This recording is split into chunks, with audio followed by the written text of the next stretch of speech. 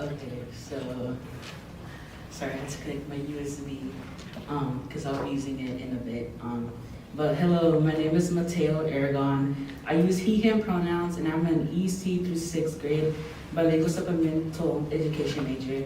And today I'm here to present my written project, Humanize Me.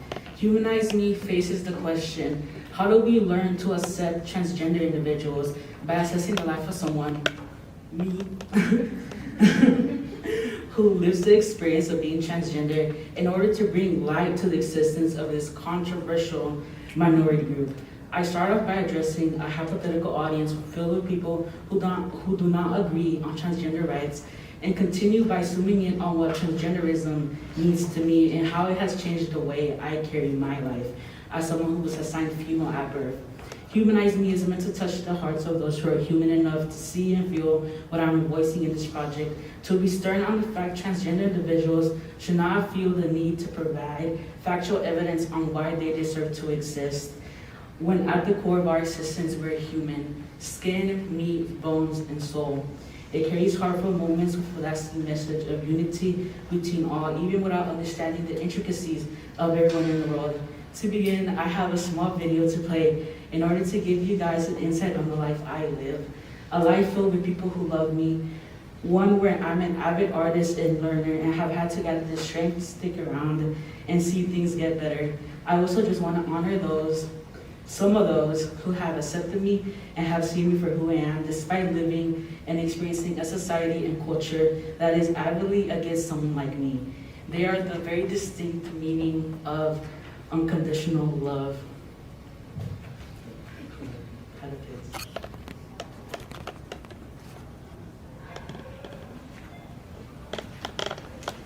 I need to put audio.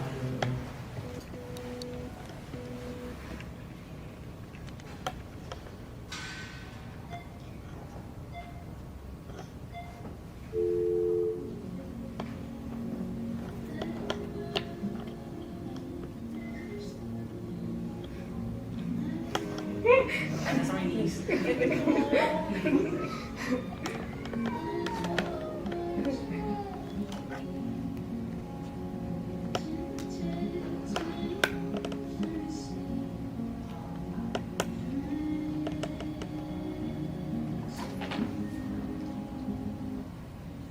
So now to continue with my presentation. So it says humanize me. Do you as an individual value human life, or do you value the life of those who fit your expectations of what you deem to be a human life? I struggled coming to an answer for the topic at hand. I mean, my whole life I have been debating, I have been fighting to prove that I deserve to be accepted. I think the first step towards acknowledging transgender folk is simply recognizing that you have no say in that person's worth. You as another human cannot impose your opinions, thoughts, or bias on another person simply because they do not fit your norm. The next step is recognizing that the livelihood of a group of humans should never be up for debate, period. I think the main reason that the topic of our lives is so popular within politics right now is due to dehumanization. The dehumanization is incredibly popular when targeting marginalized communities, and I truly believe it's the only way TERFs can live with themselves while they damage the communities. They take away our value, call us freaks, mentally ill, deranged, and so much more simply so they can step on us over and over again to get their way. They make the public hate us, question us, all by playing the narrative of God-fearing, people-loving individuals. Because God said it's okay to hurt your neighbor and not love him. You want and love your children unless they come out as queer, because no child of yours will follow the path of sin. You value the lives God created until he created people like me. You do not fear God because you see him as almighty. You fear God the same way you fear life. You fear a life of hell, a life that doesn't benefit you or your kind. You fear being less than, so you subject communities upon communities to endless hate and discrimination because you are so glorious and kind. You hate God, you hate love and justice for all. You hate community and you hate humans. You do not love unless there is power at play, because you were set to conquer and destroy until you destroy yourself. So I will not sit here and educate people on why I deserve to live, on why millions of people are valuable until they are deemed worthy of your fake praise. We matter because we are alive. We matter because we exist. We matter for absolutely no reason besides the fact that we deserve to. I mean, we're also siblings, sons, daughters, aunts, uncles, grandkids, and even parents, but I know you don't think community valuable unless it's your own. Just yesterday, I got a transphobe spreading my online post saying, "This is a woman, so I bet you want to put a baby in her." And while I could sit here and say I didn't cry, I would be lying because I don't feel safe anywhere. I don't feel safe going to the store or traveling to school or even going out with my family. It's draining to live a life where I'm constantly being misgendered, being questioned about what's in my pants, and getting misjudged by everyone I meet because I look a certain way. I have to deal with being outcasted daily. I have to deal with never being seen as enough, for being odd just because someone on the street can't tell what my gender is. I was literally on the metro on the way to give a class presentation on my experience being trans when two cis men decided to debate my gender in front of me as a joke, because that's what we are to people, a fucking joke. What they don't see is my passion to help others, the way I love beyond the means of loving, and my passion for art and writing. They don't see how my nieces scream, "Juno, I miss you," and how I share my toys with them. They don't see my loved ones praying over me every night, or how they had to comfort me time and time again because I wanted nothing more but to die. They don't see the fact I'm a loving boyfriend to another trans man, and how we remind each other we are seen every day because the world closes its eyes when it comes to our existence. The world has failed transgender people, it failed queer people, it failed black people. The world has failed everyone but our oppressors.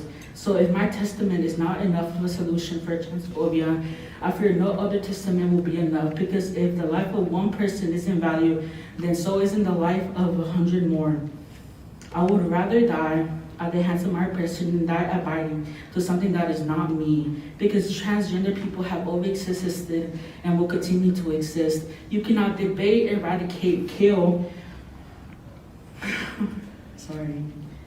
You cannot debate, eradicate, or kill us out of existence, because you can hold a wolf by its neck, but as soon as you let go, it is bound to bite and kill you in anger and resentment. So if you want to learn to accept transgender individuals, I urge you to dismantle your brain and its accordance, bigotry, hate, misogyny, and sexism, because it is never a safe society when they target and place stakes on a population that takes up not even 2% of the United States. And I hope you understand that once they're done with transgender individuals, your community follows in their path of hate and ignorance, and that's if they're not being affected already. I want to continue speaking about the struggles that come with being a Hispanic trans man and what transgenderism means to me. Hope is perhaps reaching the hearts of some of you here today. People think I often move forward with my transition and masculinizing myself because I hated being a girl, that in some way I never appreciated the wonders of girlhood or had some resentments towards being a girl. And I want to say that that's not true, at least not in my personal case, it isn't. Growing up transgender was like growing up being so close to something, yet so far. I quickly picked up on the differences between the male and female sexism, and I made it my point to go against even the silliest of ideologies. My teachers would ask for a strong boy to help them pick up chairs, and I would raise my hand because those boys had nothing on 8-year-old Mateo. I could do anything a boy did and do it even better. Although I often didn't quite exactly fit with the expectations of being a girl, I loved it. I loved the idea of feminism and fighting for my stance in this world. I grew up an arguer, a rebel against anyone who tried to minimize me, and there was nothing more I loved than the girlhood created by the survival and fight against sexism and misogyny. And I think that's what it meant to grow up as a fat girl. And it's something I carry with me when I started to question my gender, that no matter what space I took up in my life, it would be filled with the fight to be seen as enough. I grew up being bullied for being masculine, for the excess hair on my arms and back, and for at the time being taller than most of the boys in my class. And now I get told that I am not enough to be a man. And it makes me realize that most people don't see each other the way I do. How we are minimized in our presentations before our expression is appreciated. And how to this day we have women fighting to be woman enough, only to be criticized and minimized to their sex when it is convenient. When you ask anyone what characteristics they deem to be connected to girls, we see misogyny paired with the most uneducated levels of ignorance you could ever imagine. And it's all to say that most of the population has no idea of what makes them besides what's been instilled into them at birth. So when I am fighting for my existence as a transgender person, it feels like I'm fighting and begging for the starving dog to take my food and water. To please open your eyes and see the intersections between all genders and the patriarchy, and how my fight is your fight if you are human enough to acknowledge me. Transgender people in queer spaces have given me the grounds to be myself, not because they nurtured my queerness, but because there was never a limit to who I could be. I was seen as human before all, and never belittled or judged or held to the expectations that the world holds me to. And I carry a deep sadness in me when I realize most people won't ever see greatness in who I am and who my transgender siblings are. How I will be seen more as prey and a gambling piece in politics before I'm seen with my beating heart and little hands as it came out of my mother.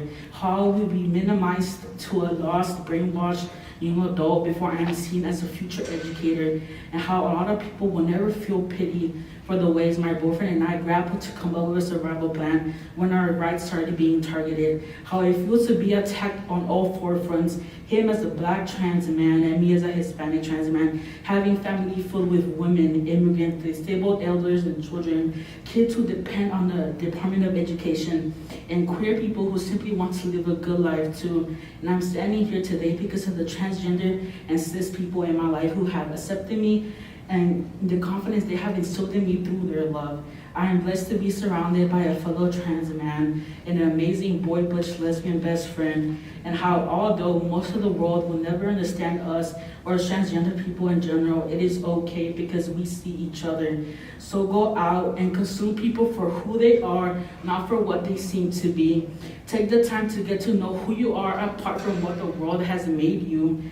For we are all human before we are men, women, or anything in between or outside that grass. Place empathy in your hands and carry it with pride, knowing that the world has not turned you against your neighbor. And remember that you do not need to understand me to acknowledge I hold the same humanity as you. Be kind in the face of fear, and be you in a world that does not want you to be.